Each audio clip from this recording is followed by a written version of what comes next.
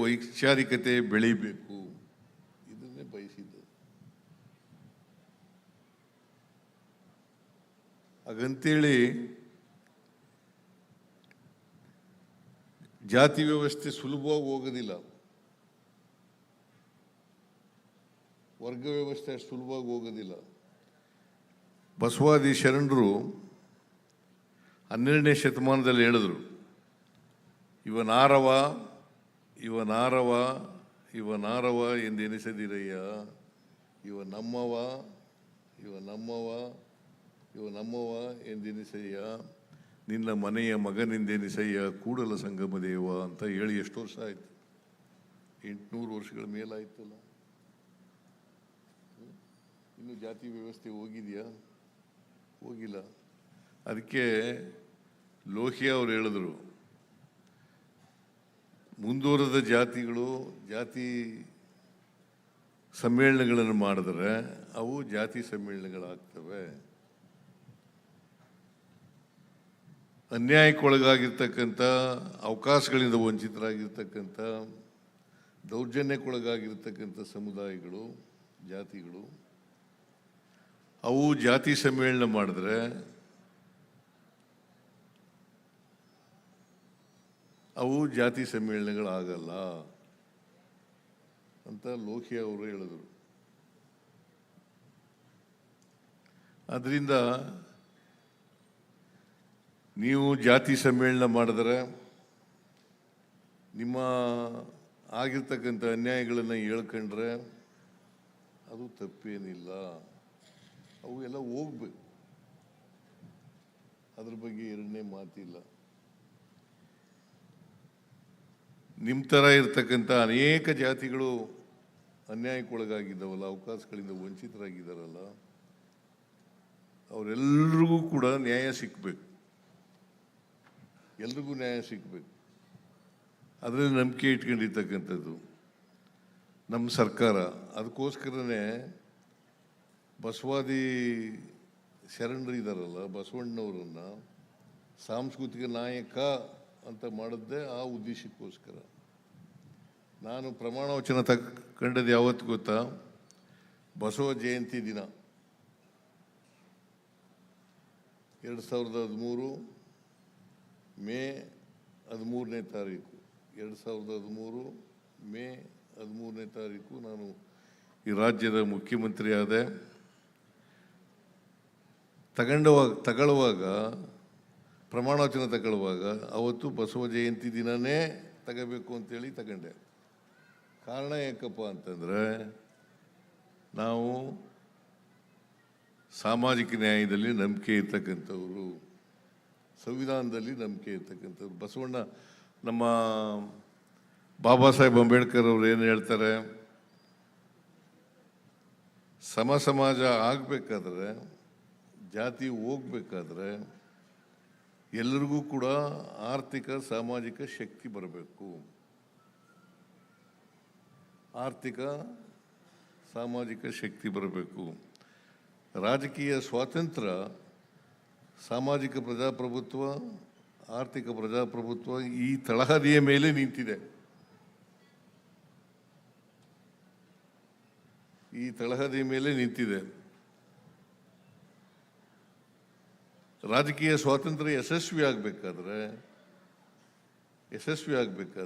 ಪ್ರತಿಯೊಬ್ಬರಿಗೂ ಕೂಡ ಆರ್ಥಿಕವಾಗಿ ಸಾಮಾಜಿಕವಾಗಿ ಶಕ್ತಿ ಬರಬೇಕು. ಆ ಶಕ್ತಿ ಬಂದಾಗ ಮಾತ್ರ ಜಾತಿ ಹೋಗ್ಲಿಕ್ಕೆ ಸಾಧ್ಯ ಆಗ್ತದೆ. ಎಲ್ರಿಗೂ ಶಿಕ್ಷಣ ಸಿಕ್ಕಬೇಕು. ಏನ್ರಿ ಶಂಕರಪ್ಪ, ನೀವು ಈಗ ನಿಮಗೆ ಯಾರಾದರೂ ಜಾತಿ ಹೇಳೋಕ್ಕಾಗುತ್ತಾ?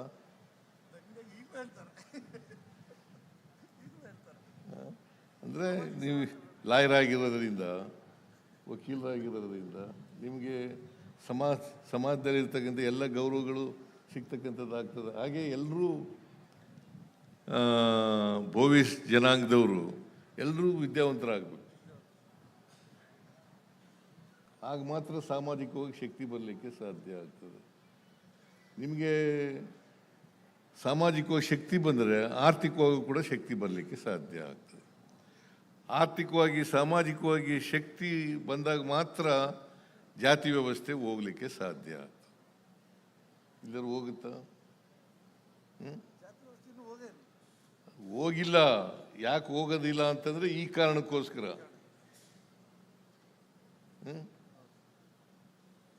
ಈ ಕಾರಣಕ್ಕೋಸ್ಕರ ನಿಮ್ಮಲ್ಲಿ ವಿದ್ಯಾವಂತರ ಸಂಖ್ಯೆ ಕಡಿಮೆ. ಅದಕ್ಕೆ ನೀವು ಹೆಚ್ಚಾಗಿ ಎಜುಕೇಷನ್ಗೆ ಒತ್ತು ಕೊಡಿ. ಅದನ್ನೇ ಅಂಬೇಡ್ಕರ್ ಅವರು ಹೇಳಿದ್ದು, ಶಿಕ್ಷಣಕ್ಕೆ ಹೆಚ್ಚು ಒತ್ತು ಕೊಡಬೇಕು. ಶಿಕ್ಷಣ ಇಲ್ಲದೆ ಹೋಗಿದ್ರೆ ಅಂಬೇಡ್ಕರ್ ಆಗಕ್ಕೆ ಸಾಧ್ಯ ಆಯ್ತಿತ್ತ? ಜೈ ಭೀಮ್ ಅಂತ ಕರೆಯೋಕ್ಕಾಯ್ತಿತ್ತ ನಾವು? ಇವತ್ತು ನಿಮಗೆ ಶಿಕ್ಷಣ ಸಿಗದೆ ಹೋಗಿದ್ರೆ ಇಷ್ಟೊಂದೆಲ್ಲ ಮಾತಾಡ್ತಾ ಇದ್ರ? ನಿಮಗೆ ಡಿಮ್ಯಾಂಡ್ಗಳೆಲ್ಲ ಇಟ್ಟಿದ್ರಲ್ಲ, ಬೇಡಿಕೆಗಳು, ಆ ಬೇಡಿಕೆಗಳನ್ನೆಲ್ಲ ಇಡಕ್ಕೆ ಸಾಧ್ಯ ಆಯ್ತಿತ್ತ?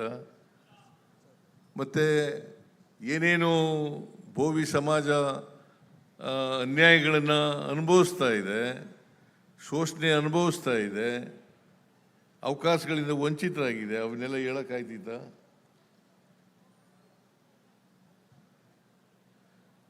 ನಾವು ಭಾಳ ಚೆನ್ನಾಗಿ ಹೇಳಿದ್ದಾರೆ ಸ್ವಾಮೀಜಿಯವರು. ಬೇಡಿಕೆಗಳನ್ನು ಕೂಡ ನನಗೆ ಎಲ್ಲ ಕೊಟ್ಟಿದ್ದಾರೆ. ಅವ್ರ ಭಾಷಣದಲ್ಲೂ ಕೂಡ ಹೇಳಿದ್ದಾರೆ. ನಾವು ನ್ಯಾಯ ಕೊಡಲಿಕ್ಕೆ ಪ್ರಯತ್ನ ಮಾಡುತ್ತೇವೆ, ಯಾರಿಗೂ ಅನ್ಯಾಯ ಆಗಲಿಕ್ಕೆ ಬಿಡಲ್ಲ, ನ್ಯಾಯ ಕೊಡ್ತಕ್ಕಂಥ ಕೆಲಸವನ್ನು ಮಾಡ್ತೇವೆ. ಒಬ್ರಿಗೆ ಒಂದು ನ್ಯಾಯ, ಇನ್ನೊಬ್ಬರಿಗೆ ಒಂದು ನ್ಯಾಯ ಮಾಡೋದಿಲ್ಲ. ಎಲ್ರಿಗೂ ಸಾಧ್ಯವಾದ ಮಟ್ಟಿಗೆ ನ್ಯಾಯ ಕೊಡಲಿಕ್ಕೆ ಪ್ರಾಮಾಣಿಕವಾಗಿ ಪ್ರಯತ್ನ ಮಾಡ್ತೀವಿ. ಇವತ್ತು ನಾವು ಗ್ಯಾರಂಟಿ ಯೋಜನೆಗಳನ್ನು ಜಾರಿ ಮಾಡಿದ್ದೀವಿ. ಅದರಲ್ಲಿ ಎಲ್ಲ ಬಡವರಿಗೂ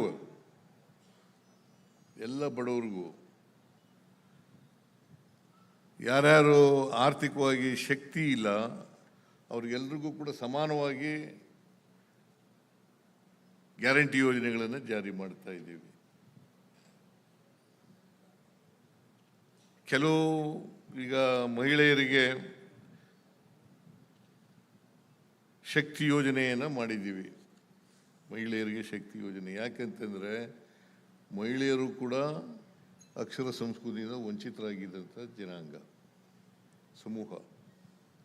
ಅದಕ್ಕೋಸ್ಕರ ಅವರಿಗೆ ಶಕ್ತಿ ಬರಬೇಕು, ಸಾಮಾಜಿಕವಾಗಿ ಶಕ್ತಿ ಬರಬೇಕು, ಆರ್ಥಿಕವಾಗಿ ಶಕ್ತಿ ಬರಬೇಕು ಅಂತೇಳಿ ಶಕ್ತಿ ಯೋಜನೆಯನ್ನು ಜಾರಿ ಮಾಡಿದ್ದೀವಿ. ಹಾಗೆಯೇ ಗೃಹಲಕ್ಷ್ಮಿ ಯೋಜನೆಯನ್ನು ಮಾಡಿದ್ದೀವಿ. ಇದರಲ್ಲಿ ಯಾವುದೇ ತಾರತಮ್ಯ ಇಲ್ಲ. ತಾರತಮ್ಯ ಇದೆಯಾ? ಎಲ್ಲ ಪಾರ್ಟಿಯವ್ರಿಗೂ ಮಾಡಿದ್ದೀವಿ, ಎಲ್ಲ ಧರ್ಮದವ್ರಿಗೂ ಮಾಡಿದ್ದೀವಿ, ಎಲ್ಲ ಜಾತಿಯವ್ರಿಗೂ ಮಾಡಿದ್ದೀವಿ. ಎಲ್ರಿಗೂ, ಎಲ್ಲ ಮಹಿಳಾ ಸಮೂಹಕ್ಕೆ. ಈಗ 7 ಕೋಟಿ ಜನ ಇದ್ದಾರೆ ಕರ್ನಾಟಕದಲ್ಲಿ ಜನಸಂಖ್ಯೆ. ಆ 7 ಕೋಟಿ ಜನರಲ್ಲಿ ಸುಮಾರು 3.5 ಕೋಟಿ ಮಹಿಳೆಯರಿದ್ದಾರೆ. 3.5 ಕೋಟಿ ಮಹಿಳೆಯರು ಕೂಡ ಫ್ರೀಯಾಗಿ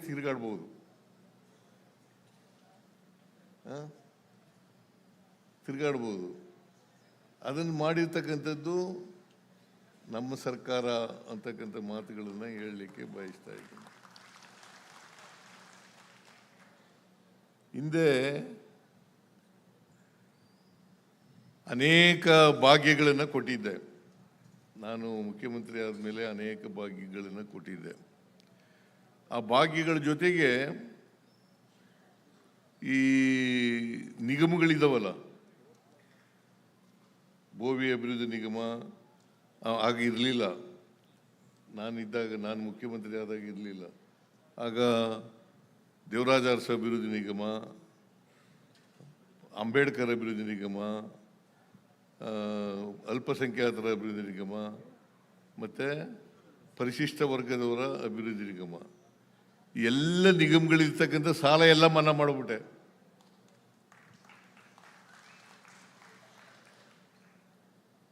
ಅದರಲ್ಲಿ ಬೋವಿ ಜನಾಂಗದವರು ಬರ್ತಾರೆ.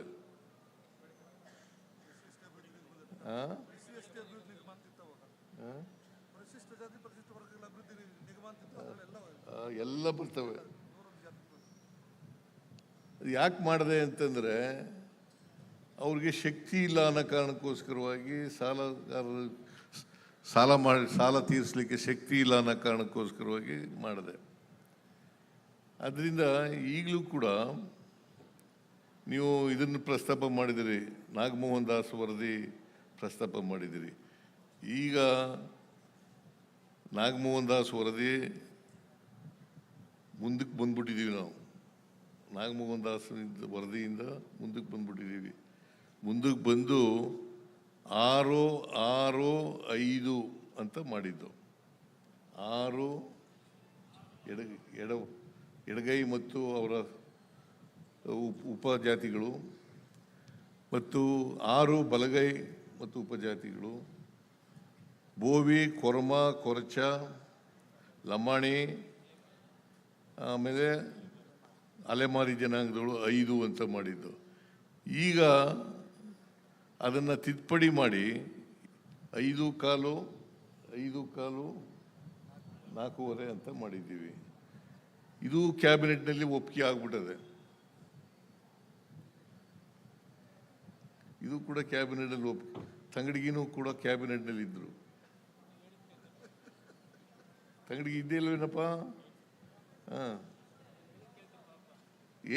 ನೋ ಯಾರಿಗೂ ಹೆದರಿಕೆ ಏನಿಲ್ಲ. ಯಾರಿಗೂ ನಮ್ಮ ಸಿದ್ದರಾಮಯ್ಯನ ಮಂತ್ರಿಮಂಡಲದಲ್ಲಿ ಯಾರಿಗೂ ಹೆದರಿಕೆ ಇಲ್ಲ. ಏನಪ್ಪ, ಏನು ಹೆದರಿಕೆ ಇದೆಯೇನೆ ಹೇಳಿ? ವಾದ ಮಾಡೋದು ಬೇರೆ, ಒಪ್ಪಿಗೆ ಆಗೋದು ಬೇರೆ. ಒಪ್ಪಿಗೆ ಆಗಿದೆಯಲ್ವಾ? ಮತ್ತೆ ಅದರಿಂದ ಈಗ ಜಾತಿ ಗಣತಿ ನಡೀತಾ ಇದೆ, ಸೆನ್ಸಸ್ ನಡೀತಾ ಇದೆ. ಅದರಲ್ಲಿ ಈ ಮೊದಲನೇ ಸಾರಿಗೆ ಜಾತಿನೂ ಕೂಡ ಸೇರ್ ಮಾಡಿ ಅಂತ ಹೇಳಿದ್ದಾರೆ. ಜಾತಿ ಸೇರಿಸ್ತಾ ಇದ್ದಾರೆ. 1931 ಇಸ್ವಿನಲ್ಲಿ ನಿಂತೋಗಿತ್ತು. ಜಾತಿ ಸಮೀಕ್ಷೆ ಆಗಿದ್ದದು 1932 ನಿಂತೋಯ್ತು. ಯಾಕಂದರೆ ಆಮೇಲೆ ವರ್ಲ್ಡ್ ಬ್ಯಾಂಕ್ 41ರಲ್ಲಿ ಜಾತಿ ಸಮೀಕ್ಷೆ ಆಗಬೇಕಾಗಿತ್ತು. 41-42ರಲ್ಲಿ ವರ್ಲ್ಡ್ ಬ್ಯಾಂಕ್ ವರ್ಲ್ಡ್ ವಾರ್ ನಡೀತಾ ಇತ್ತು. ಅದರಿಂದ ನಿಲ್ಲಿಸ್ಬಿಟ್ರು. ಅಲ್ಲಿಂದ ಈಚೆಗೆ ಸ್ವತಂತ್ರ ಭಾರತದಲ್ಲೂ ಕೂಡ ಆಗಲಿಲ್ಲ. ಈಗ ಜಾತಿ ಸಮೀಕ್ಷೆ ನಡೀತಾ ಇದೆ. ಜಾತಿ ಸಮೀಕ್ಷೆ ರಿಪೋರ್ಟ್ ಬರಲಿ, ಅದರಲ್ಲಿ ಕೂತ್ಕೊಂಡು ಒಂದ್ಸಾರಿ ಚರ್ಚೆ ಮಾಡೋಣ. ಆಮೇಲೆ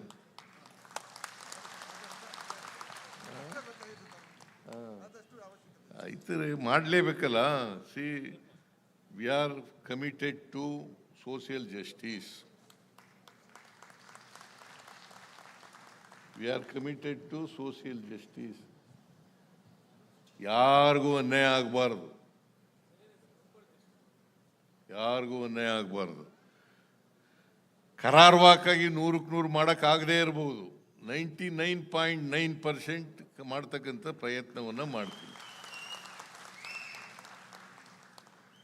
ಅದರಿಂದ ನೀವು ಕೊಟ್ಟಿರ್ತಕ್ಕಂಥ ಎಲ್ಲ ಬೇಡಿಕೆಗಳಿದ್ದಾವಲ್ಲ, ಅವೆಲ್ಲ ಮಾಡೋಣ, ಅವೆಲ್ಲ ಮಾಡ್ಕೊಳ್ಳೋಣ. ಇವೆಲ್ಲ ನೀವು ಏನಾದ್ರು ಜಾಗ ಕೊಡಬೇಕು, ಇದು ಕೊಡಬೇಕು, ಸಮುದಾಯ ಭವನಕ್ಕೆ ದುಡ್ಡು ಕೊಡಬೇಕು, ಅವೆಲ್ಲ ಮಾಡ್ಕೊಳ್ಳೋಣ. ಅವೆಲ್ಲ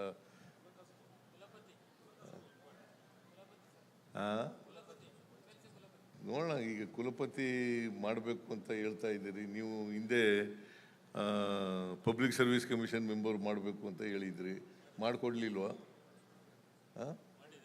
ಮಾಡಿದ್ದೀರಿ. ಅಭಿವೃದ್ಧಿ ನಿಗಮ ಮಾಡಬೇಕು ಅಂತ ಹೇಳಿದ್ರಿ, ಮಾಡಿಲ್ವಾ? ದುಡ್ಡು ಕೊಡೋಣಪ್ಪ. ನೀನು ರಾಮಪ್ಪ, ಮೊದಲು ಇರೋ ದುಡ್ಡು ಖರ್ಚು ಮಾಡು. ಈಗ ಈ ವರ್ಷ 75 ಕೋಟಿ ಕೊಟ್ಟದಲ್ಲ, ಅದೆಲ್ಲ ಖರ್ಚು ಮಾಡು. ಇನ್ನೂ ಬೇಕಾದ್ರೆ ಕೊಡೋಣ. ಕೂದು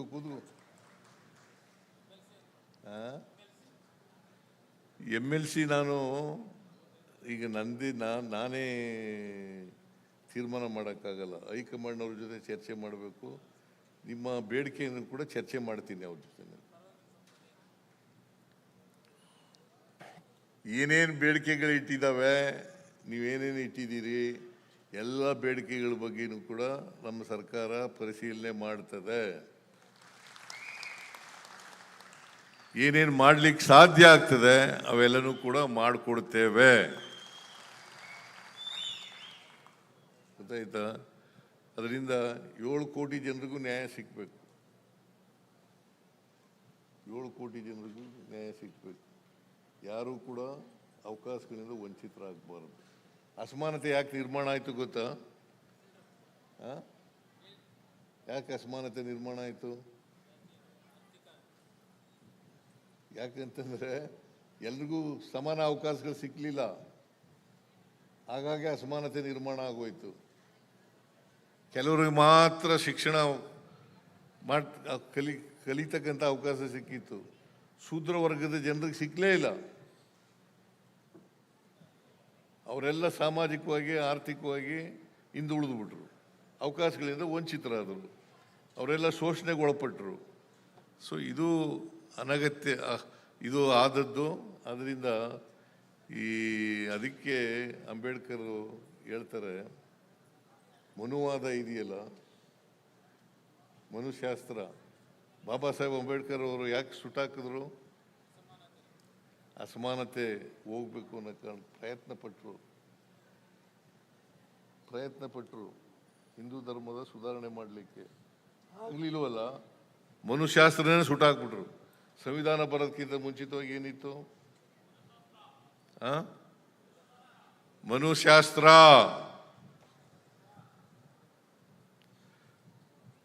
ಅದೇ ನಮಗೆ ಸಾಮಾಜಿಕ ದಾರಿ ದೀಪ ಆಗಿತ್ತು. ನಮಗೆ ಅದು ಸಂವಿಧಾನ ಆದಮೇಲೆ ನಮಗೆ ಸಂವಿಧಾನದ ರೀತಿಯ ಸಂವಿಧಾನದ ಧ್ಯೇಯೋದ್ದೇಶಗಳನ್ನು ಜಾರಿ ಮಾಡ್ತಕ್ಕಂಥ ಕರ್ತವ್ಯ ನಮ್ಮ ಮೇಲೆ ಬಂತು. ನಾವು ಅದನ್ನು ಮಾಡ್ತಕ್ಕಂಥ ಪ್ರಯತ್ನವನ್ನು ಮಾಡ್ತೀವಿ. ಸಂವಿಧಾನ ಏನು ಹೇಳ್ತದೆ ಅದನ್ನೆಲ್ಲನೂ ಕೂಡ ಮಾಡ್ತೇವೆ. ಸಂವಿಧಾನ ಏನು ಹೇಳ್ತದೆ ಏನ್ರಿ ಶಂಕರಪ್ಪ? ಸಂವಿಧಾನ ಏನು ಹೇಳ್ತದೆ ಅದರಂತೆ ಮಾಡ್ತಕ್ಕಂಥದ್ದು. ಈ ಗ್ಯಾರಂಟಿ ಯೋಜನೆಗಳು ಕೂಡ ಸಂವಿಧಾನದ ರೀತಿಯೇ ಮಾಡ್ತಕ್ಕಂಥದ್ದು. ನಿಮಗೆ ಆರ್ಥಿಕವಾಗಿ ಸಾಮಾಜಿಕವಾಗಿ ಶಕ್ತಿ ಬರದೇವ್ರೆ ಜಾತಿ ಹೋಗ್ತದ? ಯಾಕಂದರೆ ನಮ್ಮ ಜಾತಿ ವ್ಯವಸ್ಥೆ ಇದೆಯಲ್ಲ, ಜಾತಿ ವ್ಯವಸ್ಥೆ ಇದು ಜಡತ್ವದಿಂದ ಕೂಡಿರ್ತಕ್ಕಂಥ ಜಾತಿ ವ್ಯವಸ್ಥೆ. ಅದಕ್ಕೆ ಬಸವಾದಿ ಶರಣರು 800 ವರ್ಷಗಳ ಮೇಲ್ ಪ್ರಯತ್ನ ಮಾಡಿದ್ರು ಕೂಡ, ಆಗಲೇ ಪ್ರಯತ್ನ ಮಾಡಿದ್ರು ಕೂಡ ಹೋಗಿಲ್ಲ. ಯಾವ ಧರ್ಮ, ಹಿಂದೂ ಧರ್ಮ ಇರ್ಬೋದು, ಕ್ರೈಸ್ತ ಧರ್ಮ ಇರ್ಬೋದು, ಮುಸಲ್ಮಾನ್ ಧರ್ಮ ಇರ್ಬೋದು, ಸಿಖ್ ಧರ್ಮ ಇರ್ಬೋದು, ಯಾವ ಧರ್ಮನೂ ಕೂಡ ದ್ವೇಷ ಮಾಡಿ ಅಂತ ಹೇಳಲ್ಲ. ದ್ವೇಷ ಮಾಡಿ ಅಂತ ಹೇಳ್ತದ? ಪರಸ್ಪರ ಪ್ರೀತಿ ಮಾಡಿ. ಅದಕ್ಕೆ ನಮ್ಮ ಸಂವಿಧಾನದ ಮೂಲ ತತ್ವಗಳೇನಪ್ಪ ಅಂತಂದರೆ ಸ್ವಾತಂತ್ರ್ಯ, ಸಮಾನತೆ, ಭ್ರಾತೃತ್ವ. ಸ್ವಾತಂತ್ರ್ಯ, ಸಮಾನತೆ, ಭ್ರಾತೃತ್ವ ಇವು ಮೂಲ ತತ್ವಗಳು. ಇದನ್ನು ಮಾಡಲಿಕ್ಕೆ ಪ್ರಯತ್ನ ಮಾಡೋಣ. ನಾವು ಎಲ್ಲ ಜಾತಿಗಳನ್ನು ಪ್ರೀತಿಸೋಣ, ಅವರು ಪ್ರೀತಿಸೋ ರೀತಿ ಮಾಡೋಣ. ನಾವು ಎಲ್ಲ ಜಾತಿಗಳನ್ನು ಪ್ರೀತಿಸೋಣ, ಎಲ್ಲ ಧರ್ಮಗಳನ್ನು ಪ್ರೀತಿಸೋಣ. ಅದಕ್ಕೆ ಅಂಬೇಡ್ಕರ್ ಏನು ಹೇಳಿದ್ದಾರೆ ಸಂವಿಧಾನದಲ್ಲಿ ಅಂತಂದರೆ, ಇನ್ನೊಂದು ಧರ್ಮದ ಬಗ್ಗೆ ಸಹಿಷ್ಣುತೆ ಇರಬೇಕು. ಆ ಸಹಿಷ್ಣುತೆಯನ್ನು ಬೆಳೆಸ್ಕೊಳ್ತಕ್ಕಂಥ ಕೆಲಸವನ್ನು ಮಾಡಬೇಕು. ಮನುಷ್ಯನನ್ನು ಪ್ರೀತಿಸಬೇಕು, ಮನುಷ್ಯನನ್ನು ದ್ವೇಷಿಸಬಾರದು. ಆ ಕೆಲಸ ನಾವೆಲ್ಲ ಮಾಡೋಣ. ಅದೇ ಸಿದ್ದರಾಮೇಶ್ವರ ನಮಗೆ ಬೋಧಿಸಿದ್ದದು. ಅದಕ್ಕೆ ಸಮಾಜದಲ್ಲಿ ನಾವು ಇಂಗ್ಲೀಷ್ನಲ್ಲಿ ಏನು ಹೇಳ್ತೀವಿ ಅಂತಂದರೆ, ಕಾಯಕ ದಾಸೋಹ ಅಂತ ಇದೆಯಲ್ಲ, ಅದಕ್ಕೆ ಪ್ರೊಡಕ್ಷನ್ ಮತ್ತು ಡಿಸ್ಟ್ರಿಬ್ಯೂಷನ್ ಅಂತ ಕರಿತೀವಿ. ಪ್ರೊಡಕ್ಷನ್ ಇಂಗ್ಲೀಷ್ನಲ್ಲಿ ಪ್ರೊಡಕ್ಷನ್ ಆ್ಯಂಡ್ ಡಿಸ್ಟ್ರಿಬ್ಯೂಷನ್. ಸಂಪಾದನೆ ಮಾಡಬೇಕು, ಮಾಡಿದಂಥ ಸಂಪಾದನೆನ ಎಲ್ಲರೂ ಹಂಚ್ಕೋಬೇಕು, ಸಮಾನವಾಗಿ ಹಂಚ್ಕೋಬೇಕು. ಇದೇ ತತ್ವ ಸಿದ್ದರಾಮೇಶ್ವರರು ಬೋಧಿಸಿದದು. ಆ ಬೋಧನೆಯನ್ನು ನಾವು ಅಕ್ಷರಶಃ ಜಾರಿ ಮಾಡಲಿಕ್ಕೆ ಪ್ರಯತ್ನ ಮಾಡೋಣ. ಅದೇ ಸಿದ್ದರಾಮೇಶ್ವರಿಗೆ ಸಲ್ಲಿಸ್ತಕ್ಕಂಥ ಗೌರವ. ಸಿದ್ದರಾಮೇಶ್ವರ ಇದ್ದಾರಲ್ಲ, ಅವ್ರ ಕಾರ್ಯ ಕ್ಷೇತ್ರ ಯಾವುದಾಗಿತ್ತು? ಸೊಲ್ಲಾಪುರ.